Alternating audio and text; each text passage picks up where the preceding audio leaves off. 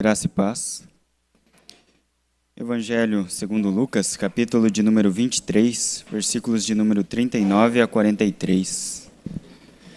Se o Emerson puder, já providencia um microfone ali para Manu, que gosta de participar. Ativa dos nossos cultos. Não dorme durante a mensagem. Faz gestos, enfim. Deixar vir a mim as criancinhas, e não as impeçais. Lucas, capítulo de número 23, versículos de número 39 a 43. Nos diz assim a palavra de Deus. Um dos criminosos que ali estavam, dependurados, lançava-lhe insultos. Você não é o Cristo? Salve-se a si mesmo e a nós.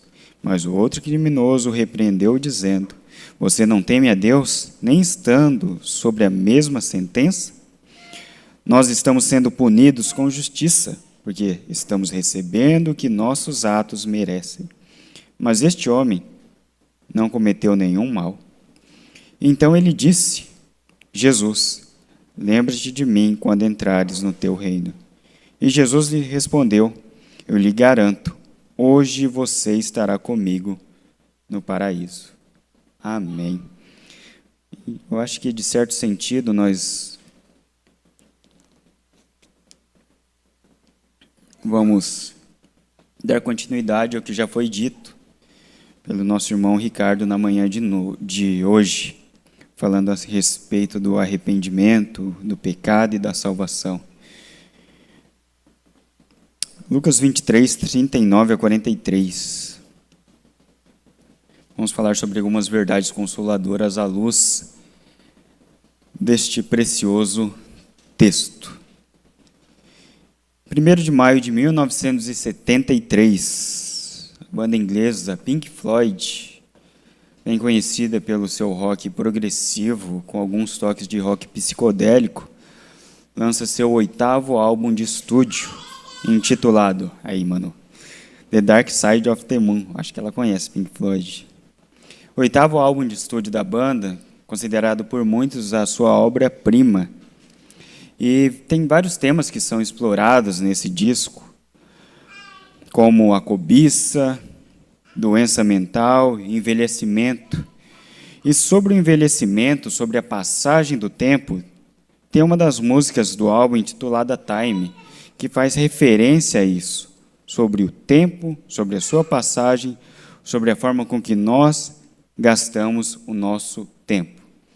E alguns trechos da música dizem mais ou menos isso acerca do tempo.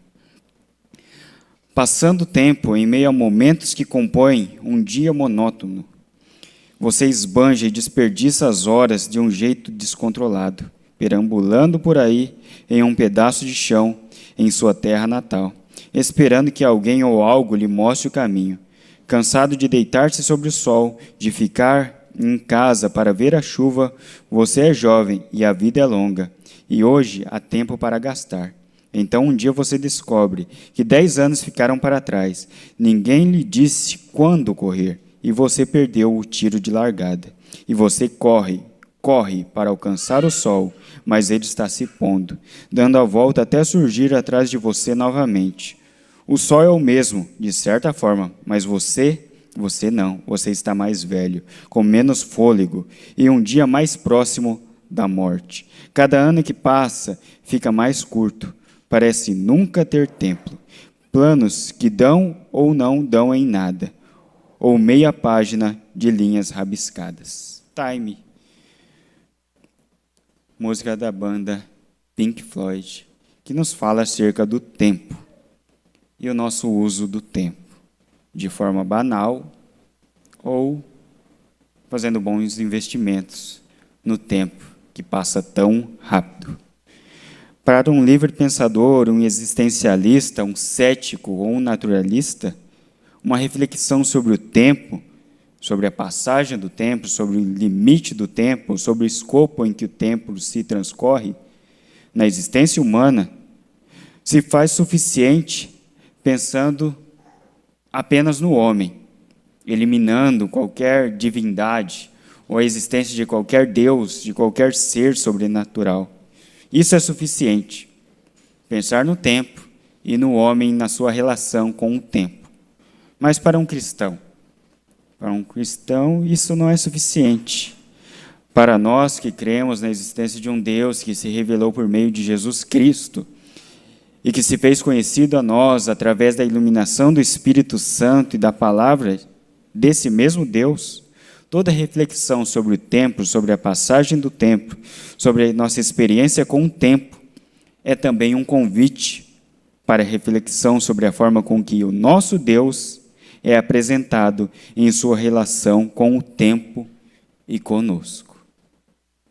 Para alguém que segue a filosofia de Sartre, por exemplo, que vai acreditar que o homem está condenado a ser livre, sem a existência de nenhum Deus, é suficiente pensar no tempo, deixando Deus de lado, pelo fato de que na concepção deste não há Deus. Mas para nós não.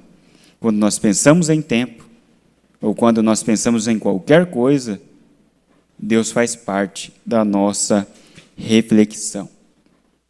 Esse Deus, o Deus revelado nas Escrituras, um Deus que é atemporal, o Deus que não é afetado pelo tempo, mas se relaciona conosco no nosso tempo e na passagem deste tempo tão caro para nós. O Salmo de número 24, versos de número 1 e 2 nos diz: do Senhor é a terra e tudo que nela existe, o mundo e os que nele vivem, pois foi ele quem afundou sobre os mares e afirmou sobre as águas. Este é o nosso Deus, atemporal e Senhor do tempo. E antes que houvesse tempo, sempre houve Deus. Por isso, Charles Hodge, quando vai pensar nos atos de Deus, quando vai pensar na criação e na salvação, pensando neste Deus, conforme ele é revelado nas Escrituras, ele diz o seguinte: Deus sempre propôs salvar. Esse Deus atemporal. Se na perspectiva humana o tempo pode ser desperdiçado, conforme nos diz a música, na perspectiva divina, o tempo é precioso. Precioso por quê? Se Deus é atemporal. É precioso porque Deus sabe que nós temos pouco tempo. Por isso, Salmos de número 46, verso de número 1 nos diz que Deus é o nosso refúgio e fortaleza, o socorro bem presente na adversidade, na hora ou no tempo da nossa angústia.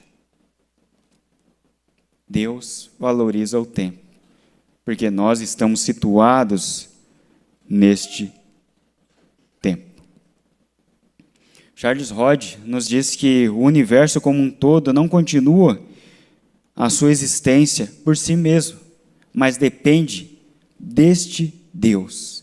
Ele também nos diz que todas as criaturas que vivem, todas as plantas, todos os animais, em seus mais diversos gêneros, espécies, todos os indivíduos continuam existindo, não por um princípio vital que há nesses indivíduos, mas existem unicamente pela vontade desse Deus. Esse Deus atemporal, Senhor de todas as coisas. O Deus da Bíblia, ainda nos diz Hodge, é apresentado por toda a parte como fundamento e autossustentador de tudo que existe, de modo que se as coisas não fossem sustentadas por esse Deus, pelo poder desse Deus, todas as coisas deixariam de existir. Tudo aquilo que existe no tempo e que depende do tempo, existe e deve, a causa da sua existência, à vontade desse Deus. Não uma força própria, não há um poder inerente nas coisas, mas unicamente a vontade desse Deus, que um dia disse haja, e as coisas passaram a existir. Rod também nos diz que se Deus governa o universo, então ele possui um grande alvo, inclusive um inúmero ou infinito número de fins subordinados a ele, que ele tem de controlar a sequência com que esses fatos e acontecimentos se manifestam, de maneira com que os seus planos obtenham êxito, com que todos os seus propósitos sejam alcançados.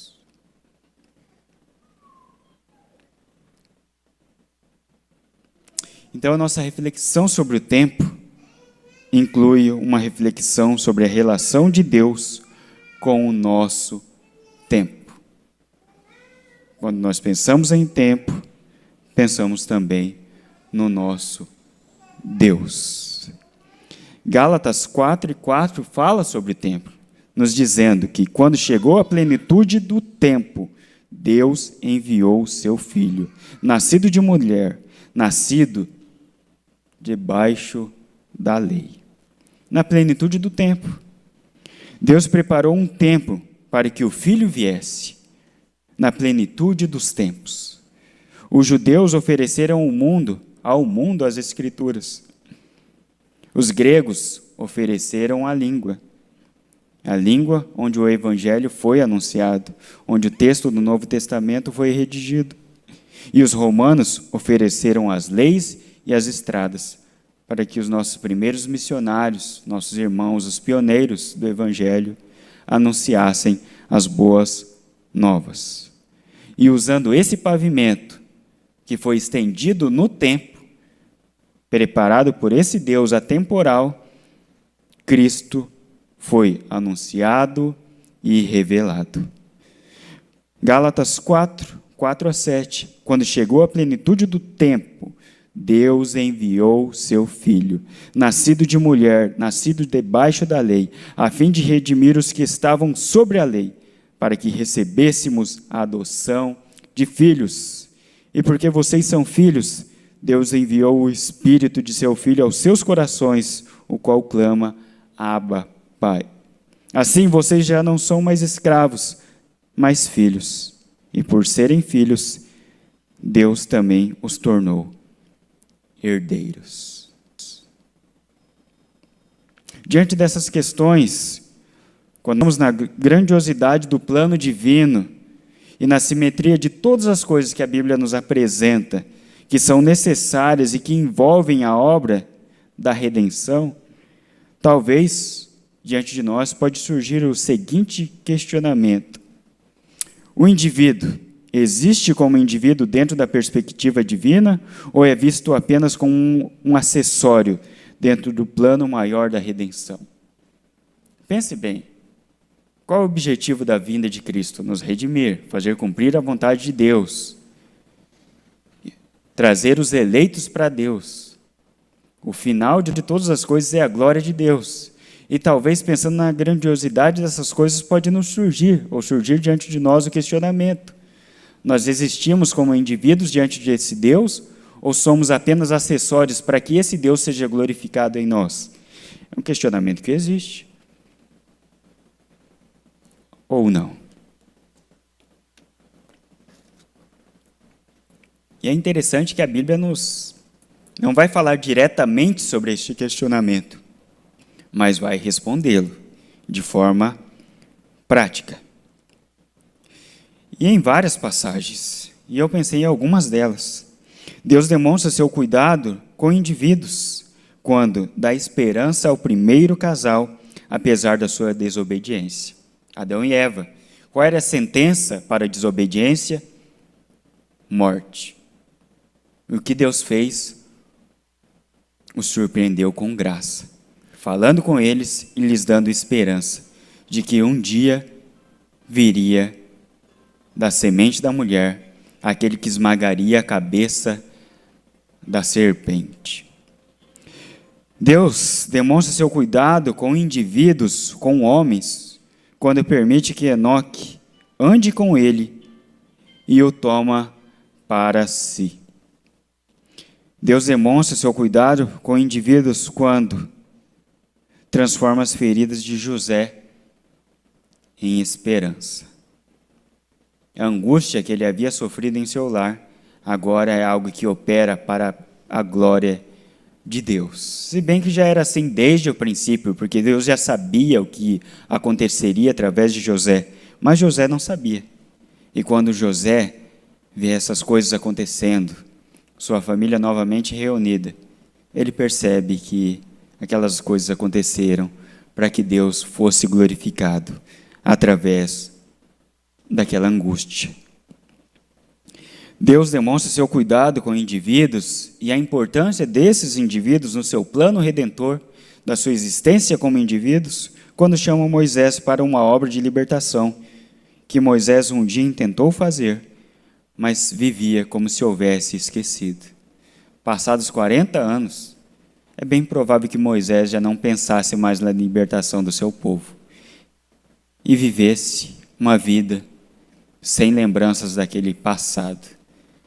Mas, de repente, de uma sarça que queimava e não se consumia, Deus fala com Moisés e traz à tona a Moisés aquele que um dia ele intentou fazer, aquele sonho de ver seu povo livre dos sofrimentos no Egito. Isaías 57:15 também nos fala acerca disso, desse cuidado de Deus para conosco, como indivíduos. Isaías escreve dizendo: pois assim diz o alto e o sublime, que vive para sempre e cujo nome é santo. Habito num lugar alto e santo, e habito também com um contrito e humilde de espírito, para dar novo ânimo ao espírito do humilde e novo alento ao coração do contrito. E se não bastasse isso, para que ficasse mais claro o seu cuidado e amor, esse Deus, na pessoa de seu Filho, conforme nos diz Filipenses, esvaziou-se a si mesmo, vindo a ser servo, tornando-se semelhante aos homens, e sendo encontrado em forma de figura humana, humilhou-se a si mesmo, e foi obediente até a morte, e morte de cruz. Para quê? Para que Deus demonstrasse seu amor por nós, quando Cristo morreu em nosso favor, quando ainda éramos pecadores. Cada um de nós que tem em seu coração a certeza, dada pelo Espírito Santo, de que é filho, foi agraciado com isso, pelo fato de que Cristo foi a prova do amor de Deus por nós, quando Ele morreu em nosso favor, quando ainda éramos pecadores. Nada havia que nós pudéssemos oferecer a esse Deus, mas Ele ofereceu o seu melhor, o seu Filho, a cada um de nós, como indivíduos, como pessoas que existem, como indivíduos que existem diante desse Deus. Esse Isaías que diz que Deus habita com um contrito e humilde, foi Isaías que contemplou a glória de Deus lá no templo. Uma experiência coletiva? Não, individual. Uma experiência para a vida de Isaías, para que Isaías fosse edificado. Porque Isaías existia como pessoa diante desse Deus. Essa é a grandiosidade da forma com que Deus se revela a cada um de nós nas suas mais variadas experiências como indivíduos que existem diante desse Deus.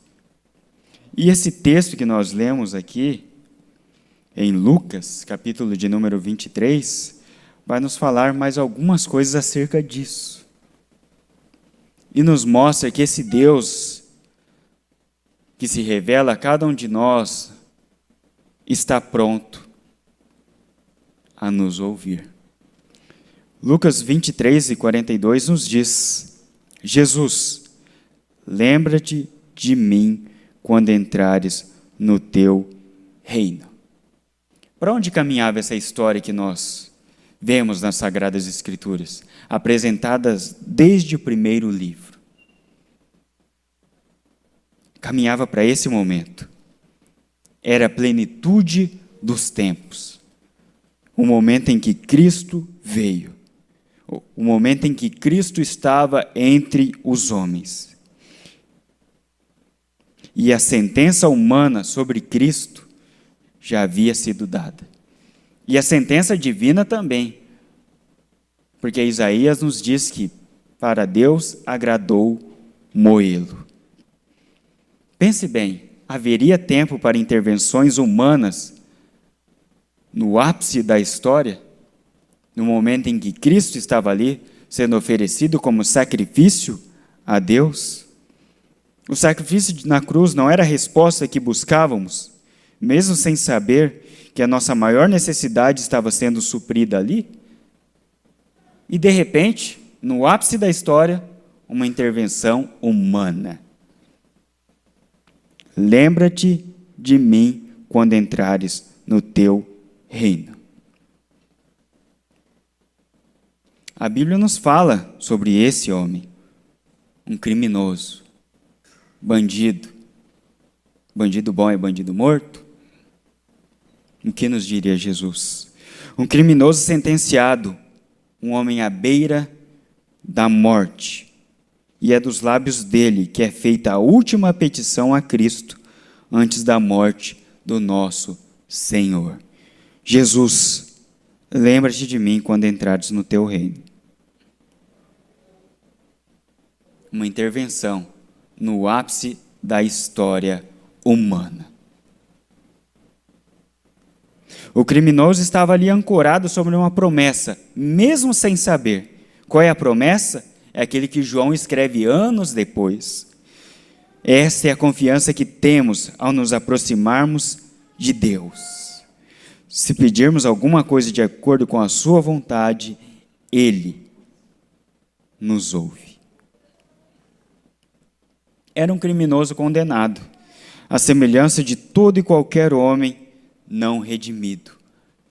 Alguém que tinha sobre si o peso de uma sentença de morte.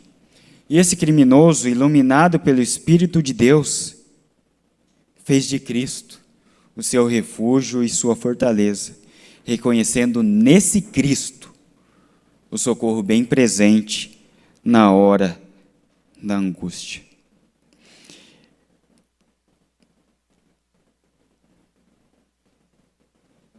Esse homem que havia cometido crimes, esse homem sentenciado, ele aprendeu, naquele momento, a lançar sobre Cristo toda a sua ansiedade, sabendo que Cristo era capaz de cuidar dele, mesmo naquele momento de calamidade, mesmo sentenciado pelos homens, mesmo sabendo que a sua morte, na perspectiva humana, era um caminho sem volta. E Cristo, ainda que estivesse no ápice do seu sofrimento, estava pronto a ouvir. Havia tempo para ouvir, no ápice do seu sofrimento. E se no ápice do sofrimento de Cristo havia tempo e disposição nesse Cristo para ouvir um pecador, quem dirá agora que ele está à destra do Pai? E a Bíblia nos diz que pelos pecadores ele intercede. Jesus ouviu um pecador, parecido com você, parecido comigo, um homem sentenciado à morte, uma morte diferente da minha e da sua, mas ainda assim um homem sentenciado à morte. Porque todos pecaram. E o salário do pecado é a morte. Os crimes podem ser diferentes, mas a sentença é a mesma. E o Cristo que ouviu esse pecador é o Cristo que nos ouve, que pode nos ouvir, se a Ele clamarmos. Se fizermos uma oração simples, como a oração de Pedro, quando estava sucumbindo diante das águas, e disse: Jesus, salva-me. É suficiente. Não são necessários floreios. Então Jesus estava pronto a ouvir. e também estava pronto a salvar. Jesus lhe respondeu: eu lhe garanto, hoje você estará comigo no paraíso. Pronto a ouvir e pronto a salvar. Qual seria a ideia humana de salvação? Talvez a resposta para essa pergunta seja: ser salvo é ser livre de algo que nos aflige. Talvez a nossa ideia de salvação, ou a ideia humana do homem, a ideia humana de salvação do homem que ainda não conhece a Cristo, talvez seja a ideia de ser livre das dívidas, livre de doenças, ser livre do desemprego, ser livre de ameaças humanas. Mas qual é a ideia bíblica de salvação? O que a Bíblia nos diz quando ela fala acerca da salvação? Quem é o indivíduo, quem é o homem salvo à luz das Escrituras? O homem salvo, na perspectiva bíblica, é o homem com o qual Deus caminha. O homem que é conduzido por Deus, esse é o homem salvo. Na perspectiva bíblica, o homem salvo é um homem como Abraão, que caminha com Deus, que ouve a voz de Deus e nega os seus intentos, nega-se a si mesmo para viver a vontade divina. O homem salvo, na perspectiva bíblica, é Jó, o homem que aceita o seu destino e se volta a Deus, reconhecendo em Deus o senhorio sobre a sua existência, mesmo no seu mais angustiante sofrimento. O homem salvo na perspectiva bíblica é Elias, que luta contra os profetas que distorcem a verdade e que cultuam outros deuses que desonram ao Deus verdadeiro. O homem salvo na perspectiva bíblica é João Batista, que entrega toda a sua existência e sua vida a Deus, que é cheio do Espírito Santo desde o ventre, que vive para Deus e que por Deus recebe sobre si uma sentença de morte, é decapitado. Esse é o homem que anda com Deus e é o homem salvo. Se anda com Deus, se tem sede de Deus, vive para Deus, por consequência, é o homem que estará com Deus na eternidade. É o homem que não busca em si o refúgio, mas busca o refúgio nesse Deus. Se o primeiro ladrão disse: você não é o Cristo, salve-se a si mesmo e a nós, o outro, iluminado pelo Espírito Santo, se coloca na total dependência de Cristo, o Cristo Salvador, e diz: Jesus, lembra-te de mim quando entrares no teu reino. Ele entende o que é salvação. Ele entende que salvação é estar com Cristo. Por isso, ali na cruz, ele não diz: Jesus, nos tire daqui. Não. Lembra-te de mim quando entrares no teu reino. Ele não clama pelo perdão temporal por seus crimes cometidos contra a humanidade. Ele não se porta como alguém que se sentia digno de ser socorrido por Cristo. Não. Ele não se porta dessa forma. Ele é o homem que diz: estamos aqui porque merecemos. Mas ele não fez mal algum. Não cometeu mal algum. Como homem que nasce de novo, ele olha para Cristo e vê um rei. Mas como diz Riley, ele vê um rei em um lugar onde não havia coroa, não havia trono, não havia cetro. E não havia uma evidência clara de súditos, porque os seus discípulos haviam fugido quando o pastor foi ferido. Mas iluminado pelo Espírito de Deus, ele vê um rei. Ele olha para esse rei e vê o reino de Deus. E ele compreende que a salvação é estar com Cristo no reino de Deus. O Cristo que nos diz, conforme é narrado por João: e se eu for e lhes preparar um lugar, voltarei e os levarei para mim, para que vocês estejam onde eu estiver. Caminhar com Deus, estar com Deus, é estar salvo. Salvo com Ele, nele. Na cruz, Jesus continuava sendo o mesmo Cristo, mas isso era visível apenas para o homem que abriu seu coração e os seus ouvidos para ouvir a voz do Espírito Santo. A semelhança desse homem, que não vê ali um símbolo de derrota, mas vê um símbolo de redenção. Na cruz, Jesus continuava pronto a salvar. Jesus estava ocupado ali na cruz? Muito ocupado. É o próprio Jesus que nos diz em João 5,17: meu Pai continua trabalhando até hoje e eu também estou trabalhando. Estava em plena atividade ali na cruz. E Jesus estava pronto a salvar? Certamente.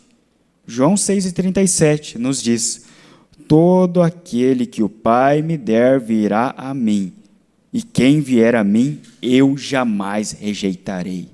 Ainda que na cruz, ainda que com uma coroa de espinhos, com pés e mãos pregados, ainda que com as costas assoladas pelos flagelos, zombado e humilhado, sua promessa se cumpriu. Aquele que vier a mim, dado pelo Pai, eu jamais rejeitarei.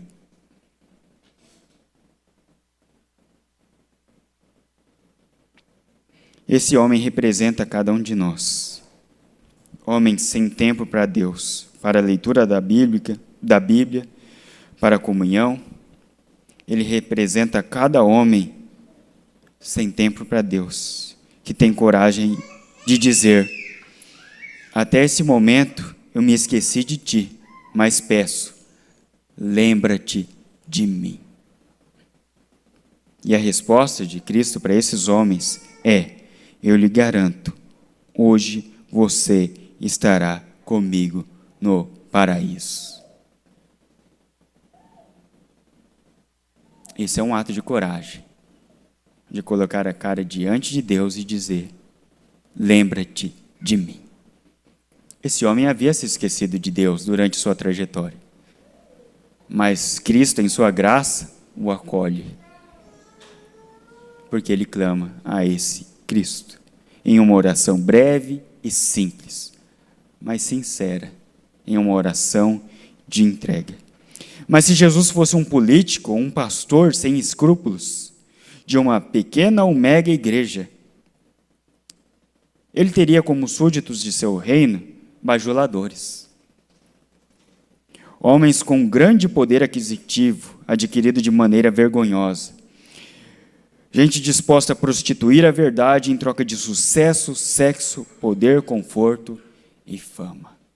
Tal como muitos dos nossos líderes, que têm como súditos homens que estão a quilômetros de distância da verdade, mas têm dinheiro, têm bajulação. Cristo não. Cristo não é assim. Cristo é aquele que nos diz, nas palavras de Lucas: vá rapidamente para as ruas e becos da cidade e traga os pobres, os aleijados, os cegos, traga os mancos. E disse o servo: o que o Senhor ordenou foi feito e ainda tem lugar. Então o Senhor disse ao servo: vá pelos caminhos e valados e obrigue-os a entrar, para que a minha casa fique cheia. Estes são os discípulos, os súditos do reino de Deus. Homens como eu e você, indignos. Porque se você se sente digno, você não entendeu a mensagem. Se você se sente superior, você não entendeu a mensagem. Se você se sente bom, você não entendeu a mensagem. Cristo tem como súditos de seu reino um outro tipo de homem, marginal ou marginalizado. Um criminoso em busca de redenção que diz: estou sendo punido com justiça, recebendo o que os meus atos merecem. Mas Jesus é rei e não cometeu mal algum. Por isso, na minha dor, o meu refúgio é Ele. Jesus não disse, bem-aventurado aquele que em mim não achar escândalo. São por causa de momentos como esse. O momento em que Jesus está sendo crucificado, ou o momento em que você está sofrendo e Deus se cala. Esses são momentos em que nós podemos nos escandalizar em Deus, com Deus. E pensar, mas Deus está inativo. Vou fazer outra coisa. Vou virar ateu. Vou mudar de crença. Vou mudar de divindade. Mas é bem-aventurado aquele homem que olha para Cristo e não vê o que gostaria de ver, mas crê naquele que nos é revelado conforme as Escrituras. E esse homem, bem-aventurado e iluminado por Deus, ele viu um rei. Não em um trono, mas ele viu um rei em uma cruz. Uma história que jamais se contou a um mortal, mas foi contada naquele momento. E aquele homem foi bem-aventurado. E esse Jesus pronto a ouvir, pronto a salvar, está também pronto a dar vida. Vida e vida com abundância. Eu lhe garanto que hoje você estará comigo no paraíso. Esse homem tinha sobre si uma sentença de morte. Ele estava ali por merecer. Era um criminoso. A Bíblia não relata que ele estava ali por uma condenação injusta. E ele estava ciente da sua dívida perante os homens. Mas quando ele viu a inocência de Cristo sendo condenado no tribunal humano, percebeu que seu crime era maior do que ele pensava. Ele percebeu o peso dos seus atos. Ele percebeu que os seus atos pesavam tanto que recaíam sobre um inocente. E o inocente estava ali ao seu lado. Ele percebeu que o seu crime merecia muito mais.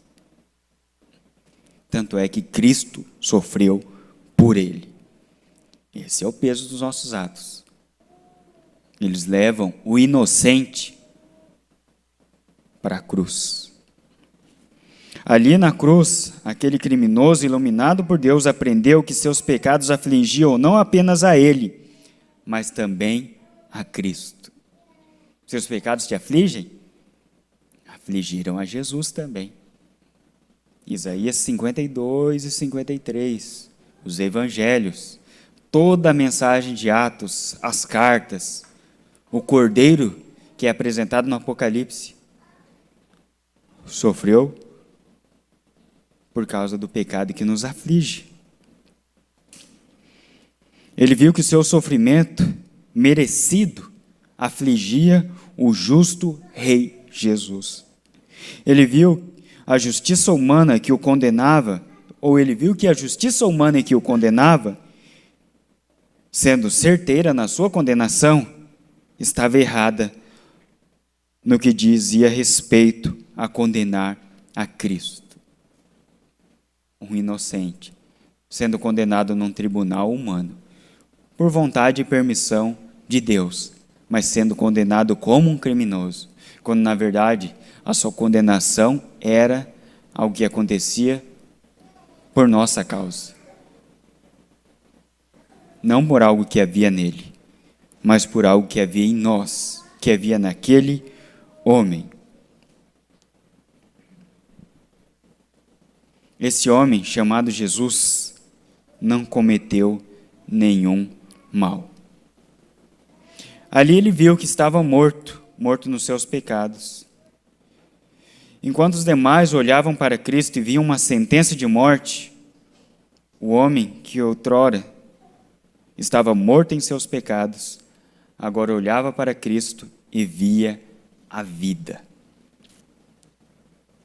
Ele via vida além da morte de Cristo.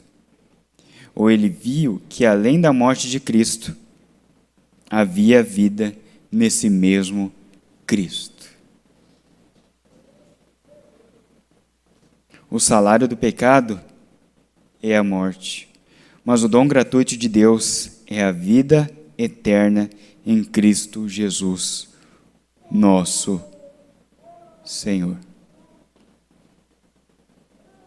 Ele viu aquilo que todo homem bem-aventurado vê quando olha para Cristo, quando olha para a cruz.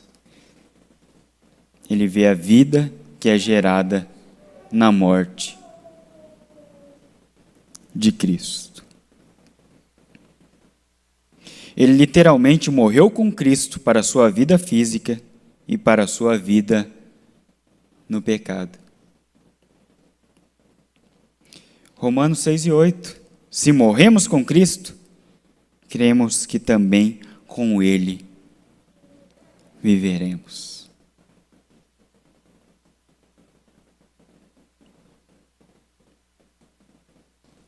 Que a experiência desse homem seja benéfica para nós.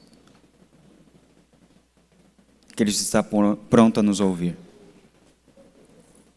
Assim como esteve pronto no seu momento mais difícil.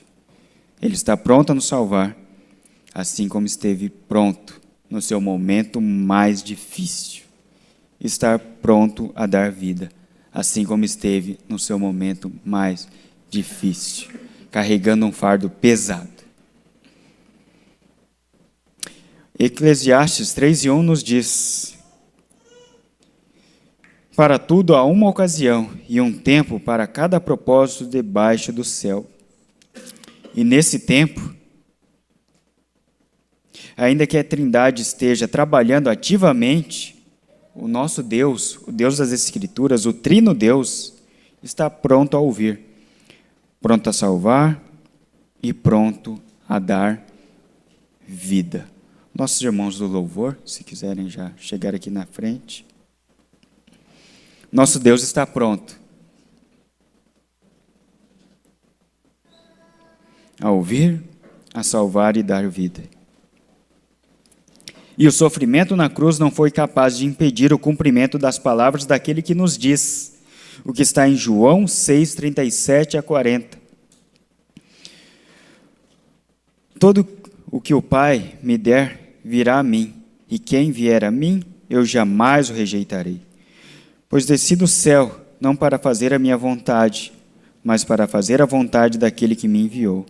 E esta é a vontade daquele que me enviou, que eu não perca nenhum dos que ele me deu, mas o ressuscite no último dia. Porque a vontade do meu Pai é que todo o que olhar para o Filho e nele crer, tenha a vida eterna. E eu o ressuscitarei no último dia.